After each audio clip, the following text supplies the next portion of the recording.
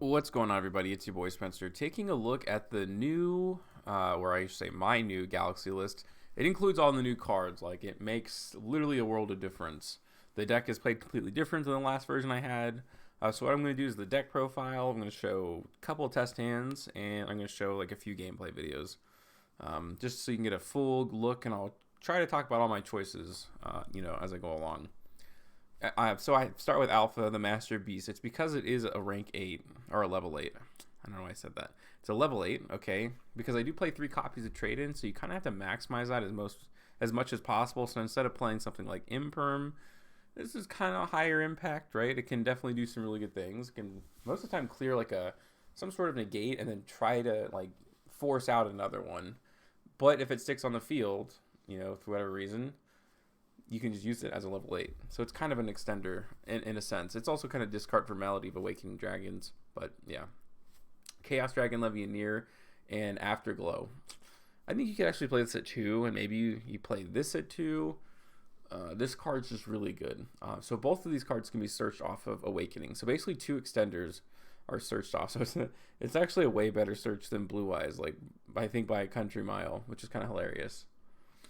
And then 3 copies of Galaxy Eyes Photon Dragon. Normally it's because you play Pot of Desires, but I've taken it out of the deck because, it's a combo deck based around Utopia and you can't banish this card. So you really can't afford to play it anymore, but I don't know, you always need copies. You want copies to discard like Galaxy Soldier, like you want copies in the graveyard for Galaxy Knight. So 3 is like probably objectively correct. It also works well with Galaxy Brave. Just 2 copies of Galaxy Knight. You like want a really, really, really low chance of drawing 2, and because if you see these both in your opening, your hand's normally like really bad. So playing 2 helps you kind of see it sometimes, and then make sure you don't see it, at the same time, if that makes sense. Also, like sometimes in your opening hand, you need to discard a Galaxy Soldier. Like it's good to have 2 copies. Also, it's kind of searchable, so even if you do use it on turn 1, you can also, use something like what's it called, number 90, and then search it again. So there's a lot of utility. I just wouldn't run it at 3. You only need 1 copy of Photon Emperor, which is awesome. It's so easy to throw this into the graveyard. There's a myriad of ways. Trade-in would be one of those. The new one, Galaxy Photon Dragon, also sends it to the graveyard. The new card, Galaxy 100, sends it to the graveyard. You can do it like this too, like tons of ways. Or you can summon it out through Galaxy Expedition. A lot of ways. This card is an amazing extender. It's just 8s constantly, plus a double normal summon for lights. You can't ask for much better than that. 1 copy Galaxy Brave is a hard once per turn. So if you open it, cool. If you don't, then it doesn't really matter. Okay, it's just there as an extender. But it's pretty cool because you can like reveal Photon. Like you can still like say like, oh, Photon Vanisher, and then this becomes a 4, which is pretty cool. It has utility, but you just never, like, you want a 0% chance. You can't see 2 of these in your opening, or else you're definitely not doing anything. It's a 1-of extender. Galaxy Soldier is, like, way better than you might think. I do not run the Infinity package. I just don't have space the way I play my deck. So, basically, like, you're going to be able to alter this into a 4 either through Galaxy Summoner or this card right here, Photon Dragon. And also, like, on Special Summon, can turn this into a 4. It actually works out pretty well. And it's funny, like if you were to special summon this to the field and then, put Galaxy Soldier, turn it into a 4, you could use a rank or a level 8 and a level 5 as a rank 4. It's just a really weird interaction, but I've done that once or twice. But this searches your entire deck, so it searches Galaxy Summoner. Like before, this card wasn't that great, but now this card is like an insane extender. So you always want to play this. Plus, it's good. Like the most typical plays, you pitch, Photon Dragon, special summon this, and then you add Galaxy Knight, and that just gives you a rank 8 body. And then, of course, you can do whatever with Galaxy Soldier. Photon Vanisher is kind of in the same boat. It can be like a 1-of extender. It's as good as a 4. It's like a hard once per turn. It can only be special summoned once. So, again, it's just one of those things, like, basically, if you open it, cool, it's an extender. If you don't, no big deal. It's not a card that you have to see. Galaxy Summoner is a card that you want to see as much as possible. Card's nuts. It can special summons anything. Doesn't negate its effects too, which is awesome. I've had a duel where I normal summon Summoner and I just brought back out number 90, and that's awesome. Or you can bring out Afterglow, turn Afterglow into 4, go into a rank 4, detach. This then becomes an extender too. Card's insane. and then Ascended Stage. So yeah, if you haven't seen any gameplay videos, you'll see it at the end of this video. But basically the idea is that you're using the cool Utopia package, so it extends out. Like Galaxy is very limited to rank 8s, which are okay, but it doesn't really have a full range of everything that you'd want. But when you introduce, number 99 Utopia Dragonar, well, now I have something like Stealth Kragan. I have something like number 92, which kills back row decks like Eldritch Trap. Or if you're playing Drytron, number 68 is a really good one. I run these in the side because obviously these are pretty niche. But imagine you play number 68. Your opponent cannot special summon from the graveyard. You're playing Drytron, they might as well just pass, right? They can't, even if they had Dark Ruler or Forbidden Droplets, it wouldn't matter, right? Because you would attach during your turn, which is absolutely wild. So this card could be pretty devastating. Both of these can be. So they're really good side deck choices. But yeah, that's why I play this whole package with Ascended Sage. Can't do that with regular Galaxy Eyes. But now you just get like way more explosivity. It's pretty awesome. Photon Orbital 2, it's kind of a good extender, one of those things too. It's like good to see in your hand more often than not, so it's like you can play it too. It's a level 4, which always helps. It's another card that adds Galaxy Summoner to your hand. 3 traded, of course, right? There's tons of ways to get rank 8s in your hand. I keep saying ranks. It's going to drive me crazy. Level 8s. So Melody of Awakening Dragon obviously searches you 2 8s. This is always an 8. This is good to see in the graveyard. That's an 8. That's an 8. Obviously, I talked about in the beginning, Alpha is an 8. So it's usually, I've never really had, it's a very rare instance where this card isn't usable. 1 copy of Galaxy Expedition. Again, these one-of extenders are all good, but you have to have a 0% chance of seeing it twice. So Galaxy Expedition's same boat. It's a good extender, so if you draw it, nice. If you don't, then that's fine. Hyper Rank Up Magic Utopia Force. This is the rank up spell. Pretty straightforward. Foolish Burial becomes very good in this deck now. With Emperor, it pairs up with anything with Galaxy Summoner, so that's why I use it. Monster Reborn is just a level 8 extender. Pretty straightforward. Or 4 extender. Has a lot of, versatility. Called by the Grave. This is like, it's a good card. Called by the Grave. Galaxy 100. This card, I think I show like 3 duels at the end of it, and this card doesn't come up because my opponent's not playing like an extra deck or whatever the case may be. But normally, I would say this card is probably pretty good. The best application I can think of is against Super Poly, right? Nothing can stop Super Poly. It's an unnegatable card. But if your opponent's only Super Poly is there's a 1 of in the deck, well, if you use Galaxy 100, Special Summon Photon, then you can look at your opponent's extra deck before they even have a chance to use Super Polymerization and, get rid of the 1 card that outs your board. Which I would imagine if you're playing Super Poly, you're probably not running multiple Garua or Mud Dragon, all that kind of junk.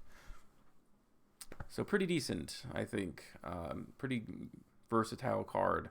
Or if your opponent's playing 1 totally awesome and Sprite, that would obviously be really, really good. So this card has a bunch of versatility on top of being a Foolish Burial, which does so much for the deck. This is also every single time, right? So during your opponent's turn, you can attach Afterglow, to your number 90. The number 90 negates something, destroys it. Afterglow activates, Photon can be special summoned to the field. Again, you're banishing another card from your opponent's extra deck. And also when you banish a card from your opponent's extra deck, you get to see what your opponent's playing, which can change a lot of things. Because normally you can trigger this pretty early. So if I know I'm playing Sprite, well, I'm going to choose a different end board, right? Probably Stealth Kragan is going to be one of my top priorities because they can go into the rank 2. Okay, and then you can destroy it, right, before it gets to use its effect, which is obviously pretty good against that deck.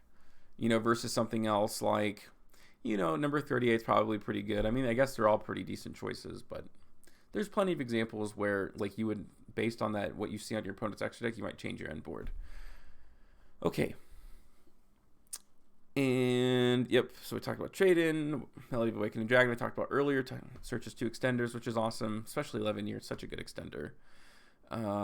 Okay, then triple tactile talents, so yeah, I was at the end there. Again, I don't play, Pot of Desires, and I think this is a decent choice. I think you could also run Pot of Prosperity, but this card's cheaper, and I feel like, if you can keep the cost of this deck pretty low, I think that's it has to be a budget deck, right? You don't want to spend a bunch of money on Pot of Prosperities, so I think this is a much better alternate choice. It's also a pretty powerful card, and it has come up for me in duels, obviously. It's a very If it goes off, it's insane. It's also a pretty good going second card, especially in this strategy. And let's go on to the extra deck here. So number F0, the package, right? We're going for Utopic Draco Future. Card's good, right? You have plenty of 4s. This is a what's it called? Number monster, and also the new card. And Photon Dragon is also not a number. So these two pretty much always going to be the ones you combine, although actually there's a few examples of like other cards. Like this is obviously not a number card, so you can combine this, you know, with something like Felgran, which has come up every once in a while for me. So there's definitely, you know, some utility with these cards. It does deserve, like, because I don't run Zeus, so I guess like, oh, you know, maybe that's the card you want to run instead of this. But I hate wasted space, and every once in a while I will be able to get these two on the board, and then they're just sitting there doing nothing versus becoming like a really, really good negate. Stealth Kraken is just, you know, one of those options with number 99. Talked about Photon Dragon a lot. ZS Ascended Sage is just to get you to, you know, your Ascended Stage, so you always have access to your hyper rank up magic Utopia Force. You know, normal number 39, number S39, number 90, Felgran. Really, really good versatility. If you haven't seen my combo videos, then I recommend watching it. But basically, you get to detach during your turn. So if you make an 8 early on and have Afterglow as material, well, you can just detach material, target itself, okay, and then Afterglow goes and you get a number 8. Because otherwise, all these other 8s right here, like during your turn, can't trigger, right? So if you attach this, otherwise you'd have to wait. But at least now, during your turn, you can trigger this, and also it gives you, like, this is still like a quick effect monster negate, which is pretty nice. Number 38 negates spells and traps, which is awesome. Galaxy Eye Cypher Dragon with like kind of the full package. So that's full armor, Cypher Blade, Cypher X Dragon. So basically anything you take from your opponent, you know, with Cypher Dragon becomes a 4,000 attack body, which is awesome. And then last but not least is number 99. Side deck isn't so important other than these two cards. I think I mentioned them, but number 92, okay, if your opponent sets 5, right, you go through your combo and you summon out number 92, right? You're going to do it during your opponent's turn. And then from the graveyard, you know, you're going to attach the hyper rank up magic Utopia Force. Let's say your opponent's like, well, that's fine. He only has like 2 negates, right? Let's say I have number 60 and then I brought this out. Worst case scenario. He's going to set 5 thinking he's going to, you know, take over the duel, and then you just detach and all those cards are banished. So trap cards do nothing. Like this is the card to beat trap decks. And your opponent pretty much doesn't have an out to it. It's pretty wild. Because you're going to be able to protect it pretty well, right? Number 99, they're not going to be able to beat over it in battle. They can't really anyways, I don't think. The only, like, Dark World and More obviously beats this deck, but I don't know. It's Galaxy Eyes, so like the power level of this deck is like way, way, way higher than it was before. So I think you got to be pretty happy. It's not meta defining, obviously. So I'll go over a couple of test hands. This is like, it does not get better than this. So this is kind of my justification for alpha, right? It just ends up being kind of an extender there. And I talked about this too. That's why you want to run 2 Galaxy Knight, because in case you pitch it just like this. So Photon Vanisher is that great one of extender. All these like one of extenders are popping up right here, right? It's like I said, if you see them, that's nice. You'll use them. All right, so this card lets you search anything or send it to the graveyard. Great versatility. Also, I've changed this into a 4. This is like the perfect example of everything I've been talking about. This is like the perfect hand. I'm going to actually fill the entire board with negates. There will not be any zones left. Okay, so those turn into, you know, Utopic Future Draco. There's the first interruption. Now I can change this to the number 99, detach a couple materials, go into Stealth Kraken. Okay, Galaxy Knight comes back onto the field because I had a Photon monster, and I could turn that into Felgran. Monster Reborn can bring out Galaxy Knight. I can turn that into number 90, and then during my opponent's turn, I can special summon number 38, Hope Harbinger. And then, you know, number 90 also searches me for next turn. So, I mean, Galaxy Eyes obviously could never do this before. Normally it was kind of like a going second deck, but obviously in this best case scenario, also during this you know, combo, you've also banished a card from your opponent's extra deck, which is awesome. If your opponent plays like cool cards, like numbered cards like this, you get to just steal it and have a free negate too. That has come up for me before. because it lets you either special summon a number monster or you get to banish. So a couple of times I've had some pretty cool applications of that. Buguska is actually a pretty decent example. You can like Buguska your opponent in the right scenario. It is a number monster and you could put it in defense. But yeah, that's awesome. So we'll go for a more practical combo. Okay. So again, I got trade in, which is fine. Okay, and then Melody of Awakening Dragons. You're going to see the power of this card right now. So I can pitch the Afterglow, which is always nice, and then I can search Summoner. Now I can send Photon Lord. I can bring that back. Okay, then I get a free special summon with the Photon, and then here we go. I have now, even though I don't get to use the Afterglow effect, I have now summoned a Monster Negate before 5 summons, and I'm still going to be able to pretty much go beyond full combo. I am going to have like a floating body, which is kind of unfortunate, but not the biggest deal in the world. So Utopic Sage, I'm not going to be able to do anything with it, but I am going to get a bunch of negates on the board, which is probably more important. So I can go into number 99, detach a couple materials. That ends up just being light fodder, for Levianeer. I can bring something back, go into Felgrand, and then during my opponent's turn, obviously go into Hope Harbinger. So 4 interruptions plus follow-up is obviously half decent. Plus a very diverse one, right? A monster negate on the field. Okay. A monster negate anywhere that destroys. I can, negate a spell, attach it to this, so there's definitely no advantage being had. And then Stealth Kraken is also just a pop. Not good against traps, but most people don't play traps, right? All right, so now I can show you some, 3 little gameplay videos. A proof of concept, if you will. So this is one of those trap decks. Unfortunately, this was game 1, so I did not have, harder in. But this is a pretty decent combo here. So I can go into Photon Lord. This should be full combo with F-Zero. So like I said, there's a few ways to get there for sure. So when this is special summon, I can make it a 4. Meaning I can extend more than I need to, essentially. All I'm doing, the only reason I extended that far was to go into Utopic Future Draco. Utopic Draco Future. Blech. Number 99, detach a couple. Go into number 90. I can attach the material to it, end phase. And cool thing here is, if I wanted to, and that's what I do, okay, I can attach Afterglow, meaning if he activates a monster effect, I'm going to detach, special summon Photon, I get to banish a card from his extra deck. But yeah, I'm pretty much good. So these 2 cards cannot be destroyed by card effects. So this Torrential Tribute actually isn't doing anything. These would be gone, unfortunately, but it would be enough for lethal, for sure, right? Also, this is kind of an extender for next turn. So Torrential Tribute isn't doing much, which is awesome, which is pretty cool. This is against Crystal Beast. I think I mess up, bad in one of these, but I make one of the smoothest recoveries ever. So I can go ahead and actually send Photon Dragon, which you wouldn't think, but I do have 1 Afterglow in the deck, as the deck profile is now. So I ended up doing it this way. So again, setting up a monster negate before 5 summons. Can't complain too much. And also I'm going to be able to negate something during his turn. So yes, it was this one. I forgot to go into S39. So this only has 1 material, so I'm not going to be able to activate it during my opponent's turn. You might think.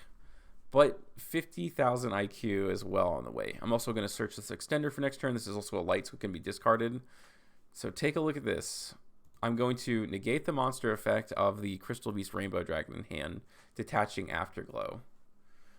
If you look at Afterglow's effect, okay, if you control the Galaxy Eyes, get special summon it. Cool. All right. If this card is attached from an XYZ monster, to activate that monster's effect, you can target a Galaxy Eyes Photon Dragon from your hand deck and either special summon it or attach it to any XYZ monster you control's material. So I can attach it to Photon and then use it. Then I have 2 materials. I shouldn't had to have done that. I should have been able to special summon this to, banish a card from his extra deck, but you gotta admit that's pretty darn cool. At least I think so. Also, all my monsters just gain a bunch of attack, which is awesome. And I'll just show one more replay. These aren't meta defining. I really like this play because I thought he was going to make me go second. I just assumed. But I'm actually going to get use out of all like the worst cards in my hand. That's my favorite part of this replay. I have an evenly match, which is doing absolutely nothing.